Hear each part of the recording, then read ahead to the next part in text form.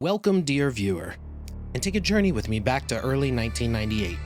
I had always been a Nintendo kid, moving from the Nintendo to the Super Nintendo and finally to the N64, as I'm sure that many of you did as well. At that time, I was fully content with playing GoldenEye and Mario 64 as my main source of entertainment. However, after staying the night at my buddy Brian's house and seeing the power of the Sony PlayStation while playing Bushido Blade 2 and Resident Evil 2, I was completely floored by two things. First, the controller didn't look like the end of a pitchfork designed for someone with three hands to use comfortably, and the second, blood. Oh, glorious pixelated viscera that is blood. I decided at that moment that I was going to save up my money that I made from tips at my volunteer job in a senior citizen center and my part-time pizza assembler job to purchase a PlayStation.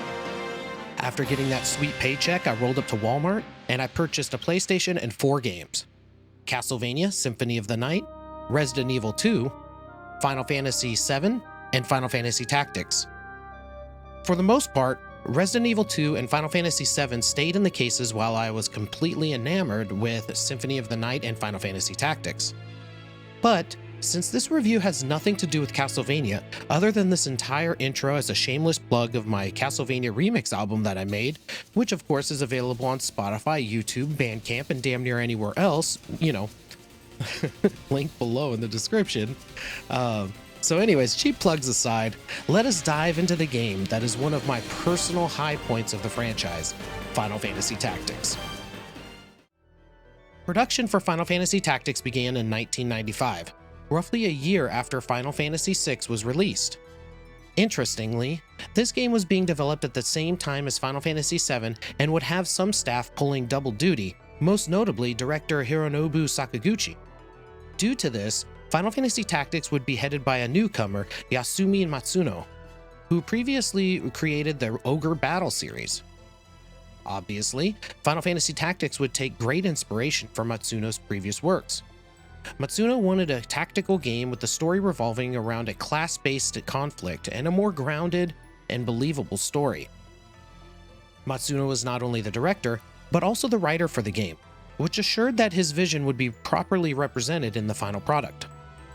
Sakaguchi was brought on as the producer, while Hiroyuki Ito was brought on as a battle designer due to his previous work with Final Fantasy VI. Many other members of the staff were veterans of the Ogre Battle series, including composers Hitoshi Sakimoto, Masaharu Iwata, artists Hiroshi Minagawa, and Akihiro Yoshida.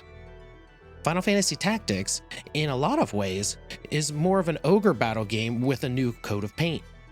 The game would be released in June of 1997 in Japan and January the following year in the United States.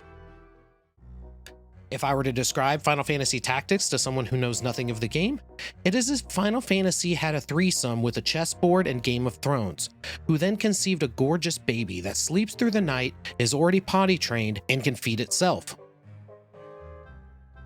The gameplay is built off of two phases, a map phase and a battle phase.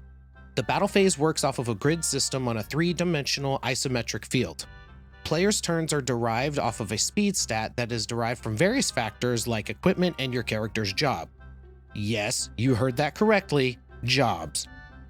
Now for young Dan, this was my first experience that would turn out to be one of my favorite features in all RPGs. Returning from Final Fantasy V is the job system.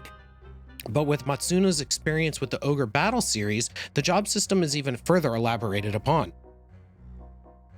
Once again, you can take skills from a plethora of different jobs.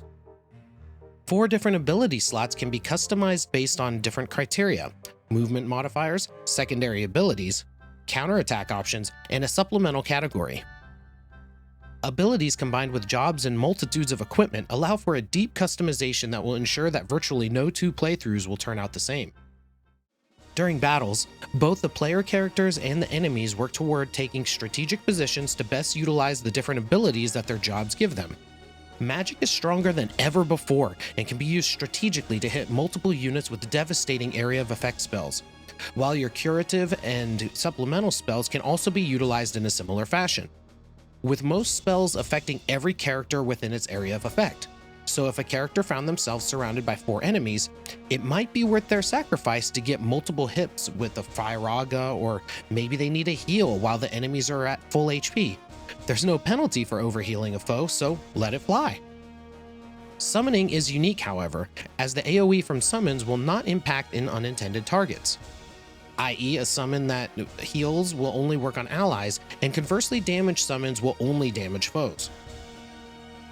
Final Fantasy Tactics would try something new to the genre in balancing by having random encounters on the map be scaled based on your party's experience. Therefore, the higher level your party is, the higher level your random encounter foes will be as well. By scaling the enemies, it makes every non-story fight carry more weight, as you cannot just hold the confirm button to breeze through battles, and with a potentially permanent death mechanic, it is imperative that you strategize every move that you make. That is correct. For the first time in the franchise, characters can permanently die. Well, in a non-story related manner, that is. When a player character's HP falls to 0, a countdown timer begins based on their speed. When that timer reaches 0, the character turns into a crystal and is permanently lost. The crystal can then be picked up for a full heal and MP regen, or if the Fallen had any skills and the character picking up the crystal did not have those skills, they could be learned instantly. The crystal mechanic also impacts enemies, so this can be a great way to learn abilities without grinding the job points necessary to do so. However, the downside to random encounters that scale with your level is that if you spend a ton of time grinding in them, it can make many of the story fights feel very easy. Every action in Final Fantasy Tactics battle is a question of risk versus reward, with the primary risk being a % chance that the action will have the desired effect. Attacking an enemy from the front will result in a lower chance of connecting with your attack versus a side attack or perhaps a back attack. So positional strategy of the battle system cannot be overstated. One aspect of this risk-reward that is an area of contention with the fandom are the Brave and Faith systems, and also the Zodiac signs. Each character, both friend and foe, has a number between 0 and 100 designating how physically oriented they are, Brave, or perhaps how magically oriented they are, Faith. For example, a character with a high faith will have a higher % chance of landing spells as well as dealing more damage with them. However, this will also have a higher chance of being hit and therefore taking more damage from spells as well. This also works with curative magic. A character with a low faith will receive less heals and also be more difficult to buff. Brave works similarly in a physical sense. While on paper it seems like a good system, but as I mentioned, it is not without its flaws. Another odd design choice is the inclusion of the Zodiac signs. While much of the story is oriented towards the Zodiac, it causes some interesting wrinkles in gameplay.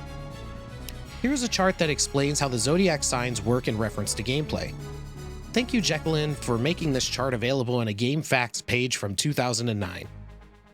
As you can see here, the Zodiac signs kind of work like a paper, rock, scissors modifier for how damage and healing are calculated based off the different signs of the characters.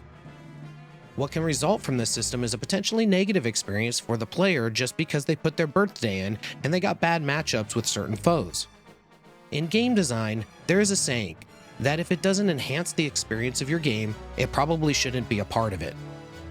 Most players will ignore the Brave, Faith, and Zodiac systems entirely, as they won't understand or even be aware that they are in play. These systems add a layer of complexity, while interesting for a veteran, overcomplicates and takes away from the overall experience for the casual player. A big oversight in the difficulty curve and save system comes deep in the game as you start having battles that chain into one another. Now, quick small spoiler here, but in Chapter 3 there is a battle with 𝐂𝐈𝐓 that is part of a chain, and a new player can easily soft lock themselves here by having only one save file and saving after the previous battle. This 𝐂𝐈𝐓 battle is a notoriously tough one-on-one duel. If you saved right before this fight, it is easy to find oneself not properly kitted to finish the fight, making it unable to fix your file and unable to go back. The best way to tackle this battle is to either have a tremendous amount of damage to kill and race him in a DPS race, or to do what I ended up doing in my playthrough, which is just buff the crap out of my speed with a ton of movement so that I could avoid being killed while getting multiple actions in a row. One last area of contention I wanted to bring up is propositions. Propositions are offered in towns where you can send off units for a certain amount of turns, and in return, they earn job points, gold, and sometimes other things like secret characters, without having the chance of suffering any losses. Think of them more like side quests that just take time, but that time is also related to how often you move from point to point on the map. The downside to the proposition system is that if you play the game similarly to how I do, by utilizing essentially a main 4 or 5 characters, this ends up with running between 2 points to pass time till you can get those characters back. Now, with roughly a 25% chance of encountering monsters on a not town space, it can make for a tedious, save-scumming affair. While I by no means intend to say that the game is flawed beyond belief, because it's not, I find it important that we not overlook both sides of the coin when reviewing these games, as it is easy to go down a path of purely praise or just plain out disparagement. I won't go into the specifics of the game's story in this review in an effort to keep the runtime of this video to a more consumable length. I will say, however, that the story of Final Fantasy Tactics might be one of the most mature and grounded stories that the franchise had seen up to this point. The story is one of the game's many strengths, and I do highly recommend this game for it. The music of Final Fantasy Tactics also is done with what I consider to be a more mature sound, incorporating orchestral pieces that rely less on simple themes due to hardware limitations in the past, but more on building tension and release to accompany the ebbs and flows of combat and narration. A quick side note with talking about the music, listen to this snippet of the main theme and the intro to Disney's Beauty and the Beast. That is what I always think of when this game starts up, and well, now hopefully you do too.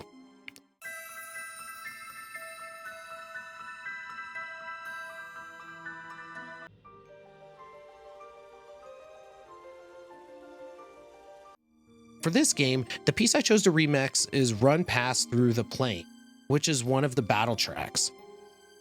A reminder that patrons on my Patreon get access to these full versions of these tracks after I complete them. Also, the first compilation of these remixes is available on various platforms with a link in the description below if you want to check that out.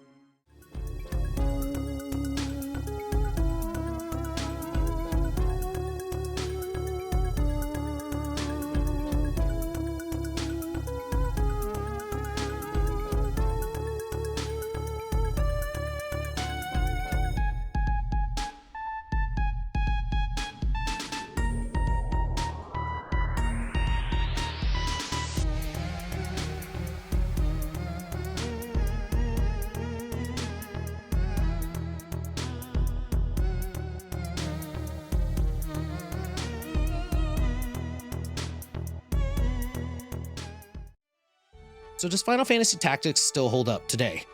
Absolutely. In fact, the original PlayStation version is still my favorite version to play. However, the War of the Lions version that was released on the PSP is a great port that includes some new job classes, some retranslations, additional characters to recruit, and some slight gameplay variations. Overall, Final Fantasy Tactics received critical acclaim upon its release. One negative that some reviewers highlighted is that the game should have been in a 2D style so that the battles could be even larger, and due to the processing power of the PlayStation, sprites were limited, albeit they were gorgeous in their presentation, along with the movable 3D camera and vibrant spell effects. Final Fantasy Tactics would also have a spin-off version for the Game Boy Advance that would be released in 2003, along with an indirect sequel titled Final Fantasy Tactics A2: Grimoire of the Rift. Lastly, the world creation of Final Fantasy Tactics would be so robust that a mainline entry, Final Fantasy XII, would be created in the same world of Ivalice in 2006. Final Fantasy Tactics would leave a legacy that would have a long-time fans chomping at the bit for a remake. Personally, I would just like to see a version available on modern consoles or a PC port, as I feel that the original, even with its minor blemishes, is as close to perfect as the game could possibly get.